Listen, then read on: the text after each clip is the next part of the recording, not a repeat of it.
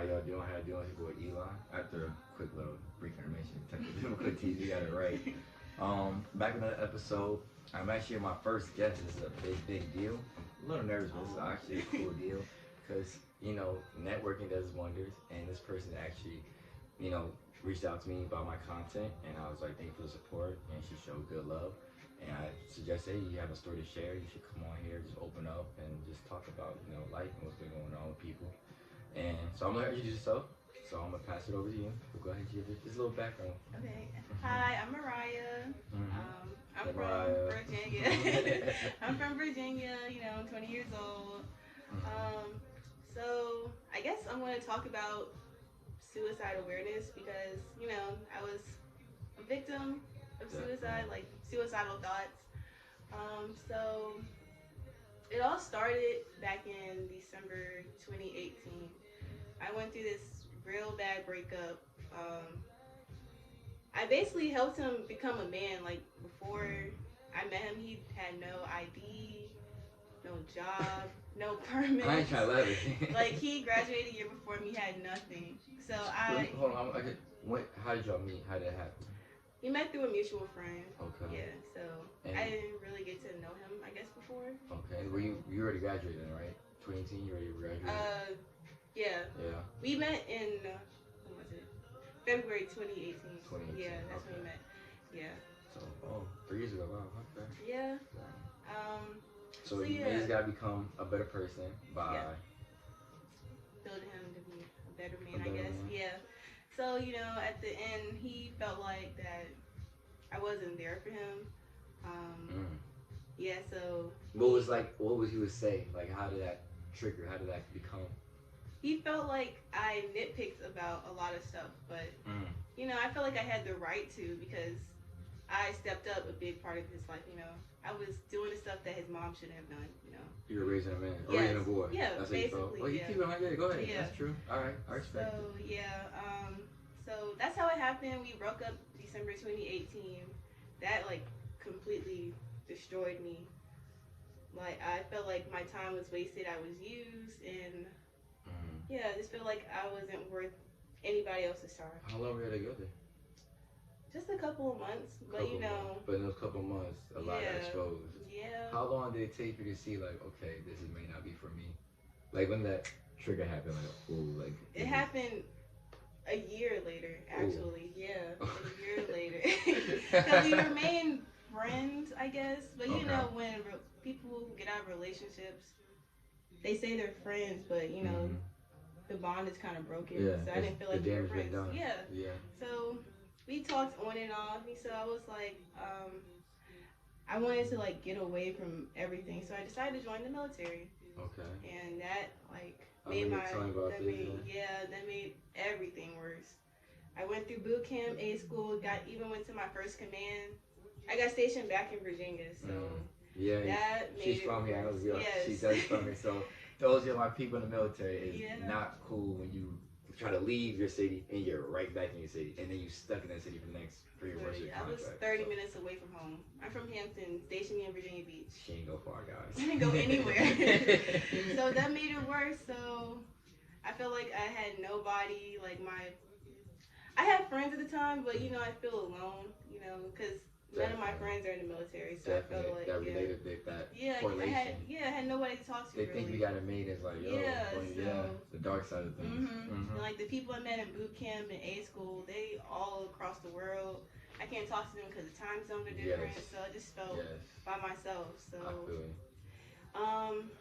you. So when you're in the A school and military and you're in Navy, did this guy pop up then, or was this like later in your military career? Oh, I met him before the military. Oh, okay. So then you joined. Okay. Yeah. So, okay. I met him before I graduated high school. Got you. Okay. Yeah. So I just thought I was not worth living in this world because living in Virginia at least is hard. Living in this world is hard. This world is evil. It's a lot going on. So I was just like, I don't need to be a part of this. So I started cutting myself. I'm just gonna cut that out. Yeah. Started cutting, then started what having. Things led to that? Like what if you don't mind, like what was like any like trauma? Was it him? Was it verbal, physical? Like what was some? Or was it just like the physical part of you being set, just being back in your city, feeling trapped? What was like your environment? Yeah. It started with him. Okay. Actually, no, I'm not gonna lie. It started with my father. He's not. He tried to be in my life very last minute when I really didn't need him anymore. He saw you. Like I needed him. I needed him emotionally, mentally. I just needed him to be there. He tried to be in my life when I turned 16. When I got my first job without him. Yep. My mom did everything. Mom's been there playing both sides. Yeah. So for all my single moms out there, I love you. Yeah, it really started with my father. Then I kind of based men off of my father or boys when I was 18 or 16. So like kind of backed off for boys for a while, but now it's like I need to grow up some. All men aren't the same. Respectfully. So then it went from my father to my ex, then to the military. And then my mom. That's 3 different things affect her now. Yeah. Father, the ex, and now the military. That's 3 stresses that she just went through, and people will not realize how detrimental that is. That's a lot, because it starts with your family, and that's family, that's bond. Your own family's not there for you. Then somebody you love or like, they do you. They're not there for you. And in the military, I ain't gotta speak on that. They really don't really. You gotta show the work no matter what. You get you sick, it's work. If you feeling that, work. So my bad. We continue. I'm glad you said that. They don't care. Yeah. You could be dying, you do not care. You gotta go to work. Yeah. I got shot in my leg, so I'm gonna see you at 7 o'clock. All right. Basically, yeah. So yeah, I went to my command, told them that I wasn't doing well mentally, and they kind of like brushed it to the side. So I feel you. Yeah, I was staying on base. I went to the barracks that night. I drank a whole bottle of NyQuil. I took about like 5-10 milligrams of melatonin, and it was something else. But I had like overdose, so they found me because I didn't go to work the next day. So you actually were unconscious? Yes. Wow. Yeah, I actually attempted suicide. You actually quit? You pushed? Okay. Yeah. Wow. So they didn't know I was really depressed until they found me passed out in my room because I didn't go to work the next day.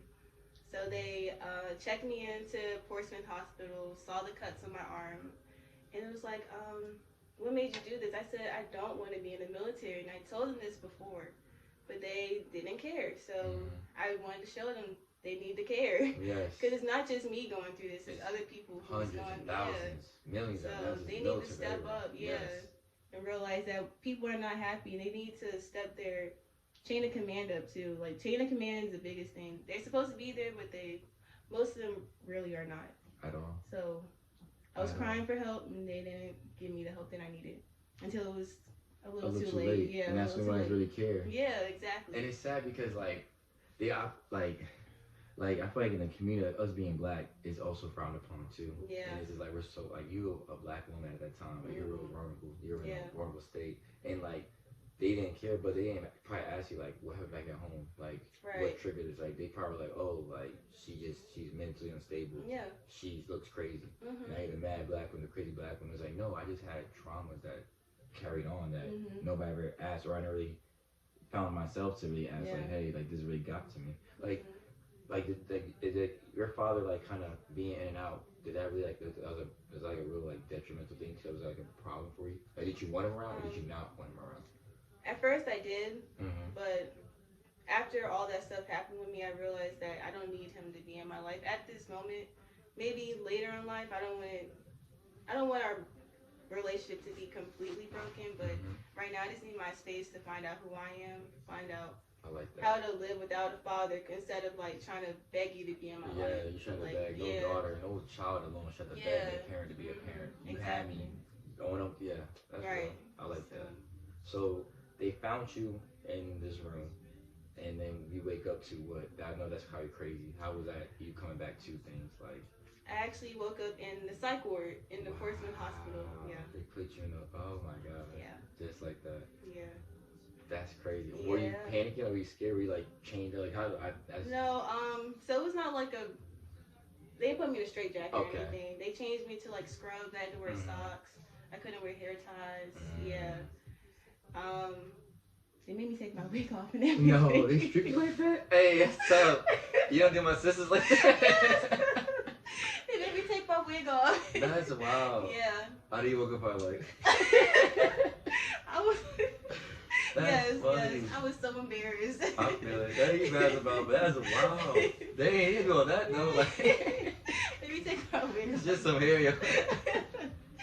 But yeah, then the next day, they interviewed me. It was like, how long have you having suicidal thoughts? I was like, for a while now, but I didn't really decide to go through it until, it just happened. So this made me stay over the weekend at the psych ward, like Friday through Monday morning. And they finally let me get out the military. Yeah. Well, the process wasn't fast, okay, but I was like, just like that. yeah, because I told them when I was in the hospital that I don't want to be in. I'm Yes. not mentally stable. This is not helping at all. I hate how it's like, this is what's really sick to me. You see this person not in a good condition. You see they're clearly not happy being here. This was talked about last episode. Why would you do something to make you happy? So the military they'll force you to do something. Yeah. And they try to sum it up like, okay, you know what? Let's just relocate you. Let's just change your scenery, change your environment. Like, no, it's my mentality. Yeah. And if I carry the same mentality to a different environment, I'm gonna start the same as that result. Right. And I feel like they don't get that. And it's not no bashes in military. This is just any job in general, or any situation. But we're just something we can relate to. So you said that to them. How did this process go? And what was the steps they actually take? So when I got out the hospital, I went to work the next day. You had to go to work still. Yeah, I went to work, but I didn't do anything though. That's crazy. So, I feel like I went home. I had to do fall walk down. Yeah. I didn't really do nothing. What was your job? By the way, I was curious. I was an aviation mechanic. Okay. Yeah. Okay. Working on aircraft. So that was another one. I was not comfortable. I was not comfortable working on aircraft, especially with bombs on it. No, Yeah. I'm not comfortable. I'm not comfortable with it. Hey, for those of them out there, being like, in my branch we call it a crew chief versus a flight. It's a tense job. You got people's lives on stakes. You gotta be perfect all the time, every day. One mess up, somebody can die, and it's that real. So imagine the stress. I know there's jobs out there that require perfection, but you also got to talk to these people about these jobs. Like, imagine you're a pilot. You know how much stress they probably go through? Yeah, a plane can fly itself, but at moments you still gotta understand you got hundreds of people in this plane. You have one slip up. So, okay. So yeah, I went to work the next day. Had to talk to the CMC, Command Master Chief. He basically gave me 30 days to see if I want to change my mind. Which is, I don't know why they still beg me to be in. Like, you already see what state I'm in. You still trying to push me to be in. Yes. I was like, okay, 30 days, not bad. 30 days come. I told him I made my mind up from the beginning. I don't want to be here. I don't want to be here. So it was a process. I had to go through medical, checkout of everything.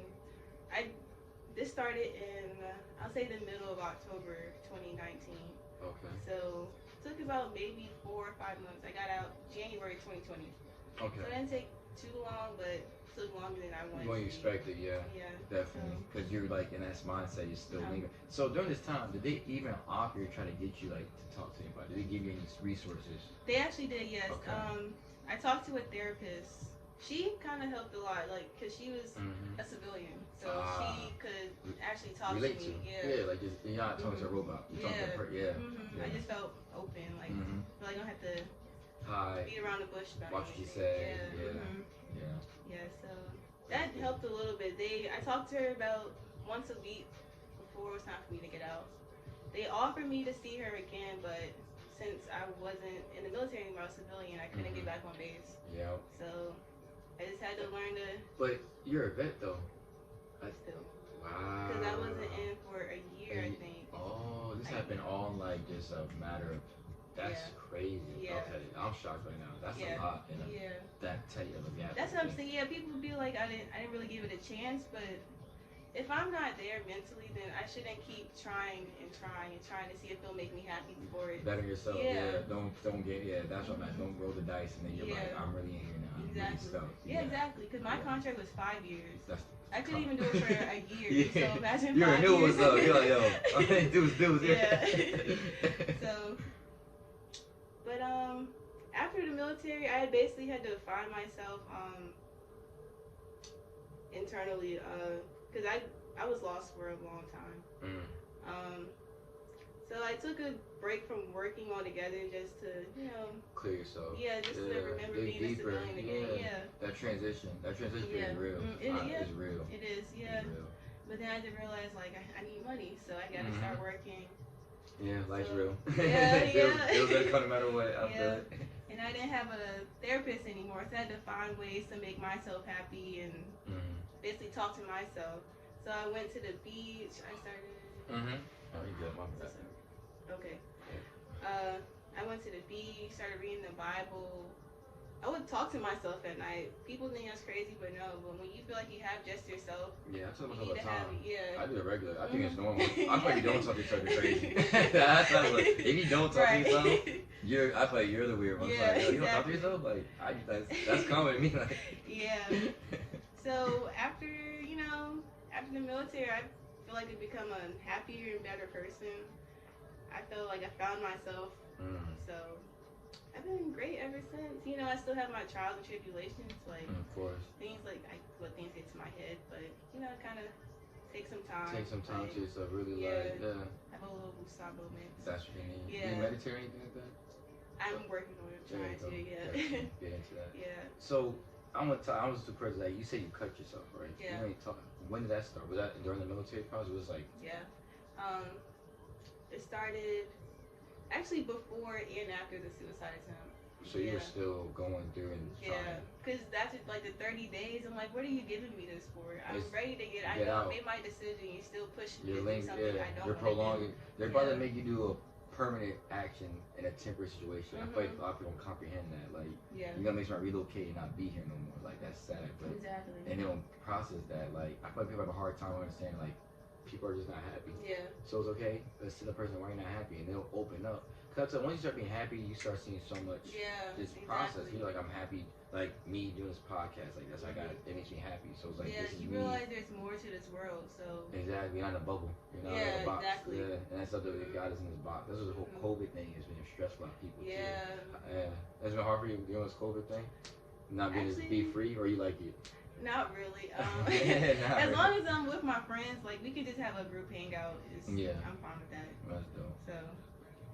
Were you cutting yourself for like numbing the pain, or were you trying to like not be here no more, or was that what you? I felt like it was like a stress relief for me. Really? Yeah. That's intense. Yeah. That's a big. See, I get tattoos when I'm like going through stuff. That's why I get tattoos. Yeah, I do tattoos also. Yeah. People like pain. People like pain. I got piercings. I got my tongue pierced, my nose. Before the military, I had my ear pierced up. Got belly button, nipples, everything. Everything. Yeah. So. Pain makes me feel good, I guess. Yeah. And I tell people in a weird way, like it's therapeutic to me. Yeah. And maybe that's why I kind of like allowed. See, there's pain that is different pains. Pain that you allow is like outside pain. I don't want that. Yeah. But the pain like a piercing, a tattoo, or something like that. Yeah. I want to go that journey. Yeah. That's the pain I want to go. Not the man, I'm depressed or I have anxiety or like me. I had this for a long time. There's like this paranoia. I'm not a paranoid guy, but I had this paranoia. Something was lingering on, like this demon was just over and over me, like just waiting for me to just like fuck up. I got you. Come here. I'm like, I'm back in this. Here I am in this slump. And that's why I would go like tattoos or these piercings. Like I got myself a piercing too, but I gotta keep it up. But it's just, I feel like when you said pain, I felt that relates to that. And like, but the cut, I never. That's crazy. I never thought about that. Yeah. That's different. I never thought I would do it, but it actually helped. I don't want to seem like I'm crazy, but it actually helped. Yeah. You're not. Don't ever think you're crazy. Yeah. You're not crazy. Yeah. Not crazy. But so, how long did that go on? I'll say till August to like the middle of November. Oh wow. Yeah. So you were just Yeah. Was it like an often thing, or was it like? It wasn't often, when I just felt like. Had those triggers. Just felt overwhelmed, just like just kind of calm myself down. Wow. Were you ever scared when you were doing it? Were you like ever worried? At first it stung a little, but then it just got like. You started getting to the pain. Yeah. Because at first when I started doing it, I took a shower and that thing burned. But, burned. But I just got used to it, So I didn't really mind it. I wasn't scared or anything because I didn't like cut diagonal. I cut Okay, I got you. Yeah. Okay, I got that. That's Yeah. intense. Yeah. That's intense. I come maybe I see your Instagram profile, Yeah. and this is why I felt like I gave you a connection. You were like you had the picture on Instagram, and I was like, oh snap! Like I know Yeah. people. Like I actually know a person who took a life like that. Yeah. Sad. So it was just like when you reached out to me about it, like your content, you know, my friend shared your post, and I was you're really doing good things. I was like, yo, you have a story too. Like, Yeah. I seen your post. Like, I seen you talk about it. Like, now that people understand, like, the suicide is really real. Yeah. People do it more than what they think it is. I forgot the name of the movie. There's a movie about that where people committed suicide because I think it's like Affleck or something like that. But people commit suicide because they found out, science found out that you don't die anymore. Like your brain's still, like you're still. So are you constantly dreaming? Are you in another dimension? So suicide rate was like these COVID cases, like 30. It was crazy. I'm probably in a movie. I'm pretty sure you know what I'm talking about, but it's a movie like that. But it makes it. But I'm saying suicide is like it's suicide rate should be more. It's definitely be more hit harder. And I don't like the whole stigma like, oh, is this white folk or is this like no, it's everybody. Everyone. Like it's everybody. Yeah. Everybody, like people like I've been there for it was like I think it was 2017. Found some things out and I was just super like in this dark hole. And I won't forget this day. I was in my closet, had this medication, and I was just like, I'm just at a point right now, like, I'm just like I'm not happy. Yeah. I'm not happy. I'm not. This is the first time my mom's gonna hear this, but she saved my life. Me and her at that time were arguing. We're not talking for like months. We had a bad relationship. It's weird. Like, I'd be cool with my dad. I'd be with my mom. Yeah. Cool with my mom, be with my dad. Yeah. So it was weird. But this time it was me and my mom were just not talking. I forgot why. I don't know what happened. We just didn't talk for a while. And I found some things out, and I was just like, in my closet. I was in my work uniform. Yeah. Called my job. I'm like, hey, I'm crying. Like, I'm not really feeling good. I'm not really right headspace. Like, I'm not prepared to go to work right now. Yeah. And they're like, go to medical.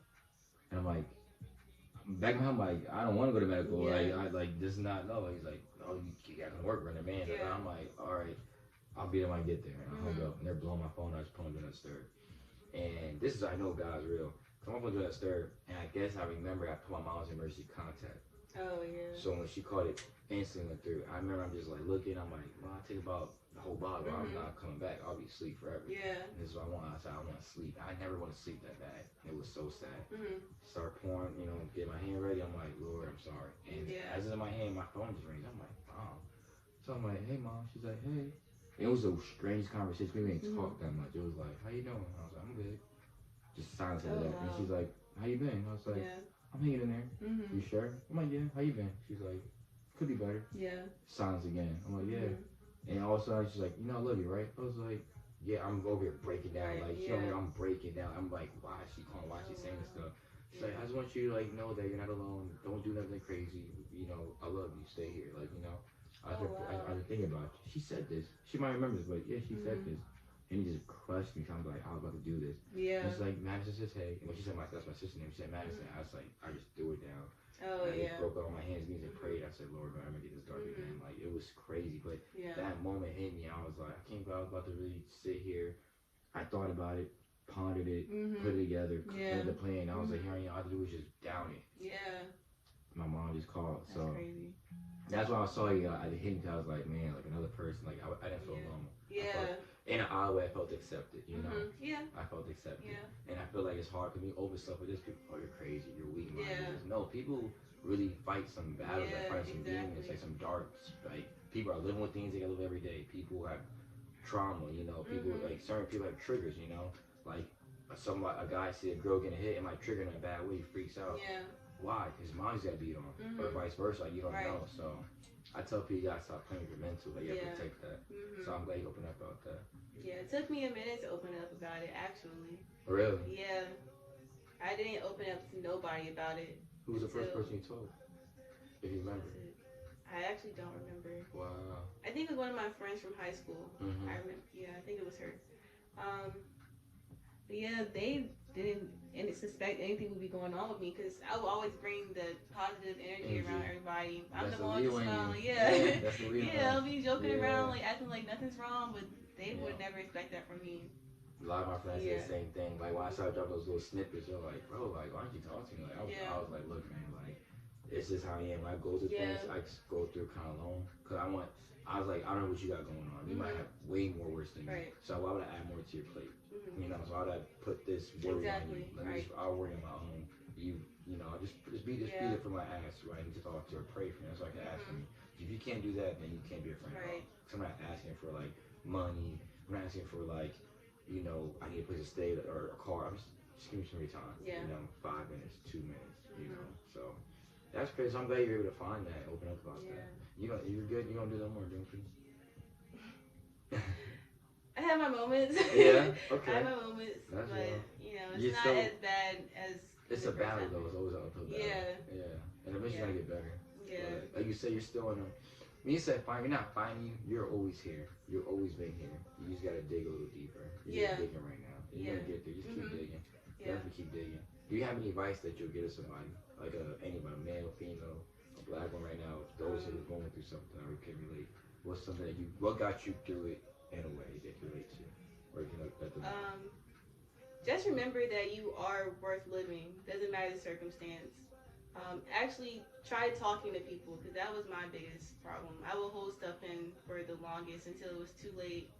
But actually, like, call out for help, because that help could actually help you survive in this world. Yes. Yes. Definitely. I like that. Yeah. Like that. You are worth the while. You are worth the while. I'm glad you're still here, because you might have. Yeah, because I'm so young. I have so much life ahead of me. Yes. So I'm glad I did not. You're only 20, right? Yes. Yes. Yeah. And you were thinking about that stuff back in 2018? 2018. So I was 18. Yeah. So you were a teenager. Yeah. I have a sister like I'm thinking about like, dang, that's tough, because like you never know like what they're going through. Like, yeah. I mean, I gotta do a couple of checkups now. For real, that's the thing. I'm like, you good, Madison? Like, you know, good. Like, you just wanna make sure, Yeah. Because my sister, like, just actually, like, my pops coming today, and he was like, man, God's real. My dad's a pastor. He's like, man, your sister said the most eye-opening thing. I was like, what happened? You good, Dad? Something bad? I'm freaking out. I'm like, I'm gonna come home. Like, he said, no, you're good, you're good. He's like, she just got awakening. What do you mean? He was like, she sent me this long, deep, powerful text message. And my dad said, I'm hit because I just got done praying for y'all. And literally, as soon as I got done praying, my phone goes off, and it's your sister. I'm like, what happened? She goes, like, you're still out, get to it. She says, oh, she's safe. It's like, but she had this awakening moment of like, she's like, Dad, I'm gonna get back in the gym, because she wants track. I already work out. I need to get focused. It's work in the gym. Work in the gym. And school is in there because she's in school, but she knows that. When she says work in the gym is like school, because she's going to college for track. So, and he's like, what's going on? She's like, I just feel God is pulling me towards you. It's pulling me towards where I need to be. She's like, I realize people aren't for me. She's like, people, I don't have the best interest for me. She's like, people are evil. She said, they're evil, they're wicked, they're spiteful, they're users. I'm with my sister, like, I'm like, go ahead, man. Like, I'm like, yo's my sister. And my dad was like, I was so shocked. He's like, here's my daughter doing this on her own, like, just saying this. And I'm like, Dad, this is why sometimes when me, Mike, and Matt, we say, hey, we don't need Pastor Fields, we need Gary Fields, our father. This is what we mean. Because look, I'm like, you just being quiet. He's like, yeah, you're right. She just opened up. I'm like, that's what we'll do. I'm like, we'll come to you. At least when we do come, just don't be that wall. Don't be that Taurus. Don't be that bull. We need you to open up and listen. So, and when she said that, I was like, I'm glad that she did that. So it was just crazy. So it was real out there. So I thank you for coming on, though. I really do appreciate it. Thank you for having me. Of course. No, I'm glad you guys are dope. Go ahead and give yourself a shout out. Shout your Instagram out, socials, anything you got, YouTube, whatever. My Instagram is MAAARIAHA. And same as my Twitter. I don't remember my Snap, but follow me. Alright, appreciate it. As I was on podcast, on my episodes, we are all stars. We all have star potential. Don't let nobody kill your shine. Much love and peace, y'all. Be easy. Period.